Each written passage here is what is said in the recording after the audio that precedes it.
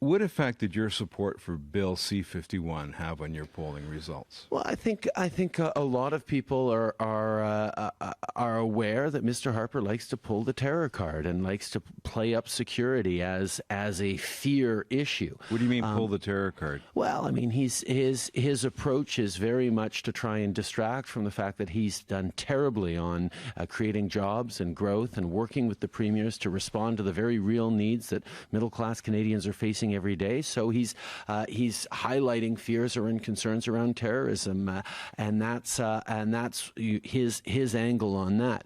On the other hand, we have an NDP that is stoking up fears as well. On the flip side, that suddenly we're falling into a police state, or that the Liberal Party wants to rip up the Charter of Rights. And one thing that I've stood clearly for over the past years is a refusal to play that politics of polarization and fear. The Liberal Party puts forward a balanced position that says we need to protect Canadian security and uphold our freedom and rights, and we're not going to play angry politics with that, and that's what Canadians need. But it's not just your opponents who are making C-51 an issue. 26 Liberal senators voted against it.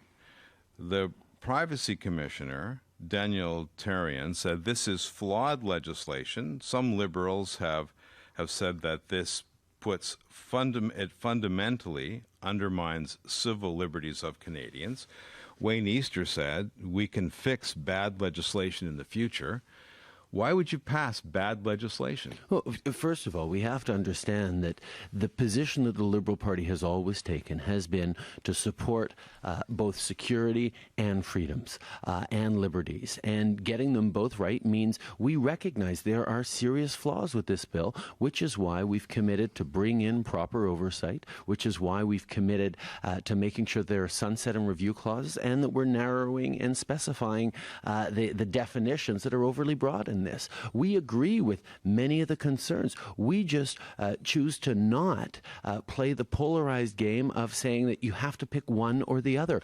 The Liberal Party has always known that we need to balance security and freedom, and that's exactly what we're doing. Is that good judgment? Supporting legislation that you say has serious flaws? Absolutely, because there are things in that legislation that concretely increase and protect Canadians in the immediate. And we're not going to vote against protecting Canadians and create a polarization around this debate. We're going to do exactly what we did, which is say the elements that protect Canadians' security are fine. The elements that we need to change, we will change. Do you think it's coincidental that after your support for Bill C-51, the NDP support started to decline? I think the fact that the politics of attack and cynicism work are surprised to see that nastiness and the negativity that propelled Mr. Harper to power over the past years is an effective way of getting a bump in the polls. But I know at the same time that what Canadians are looking for is a responsible, positive vision, a fresh approach to leadership that focuses on restoring fairness, on actually helping the middle class grow, on putting together an extraordinary team. And that's what I'm excited about right across the country. It's why I'm glad to be back in New Brunswick to talk about the positive vision we have and the responsible kind of leadership that I propose. The speculation is that you supported Bill C-51 because you didn't want to be hammered on the campaign trail as being soft on terrorism.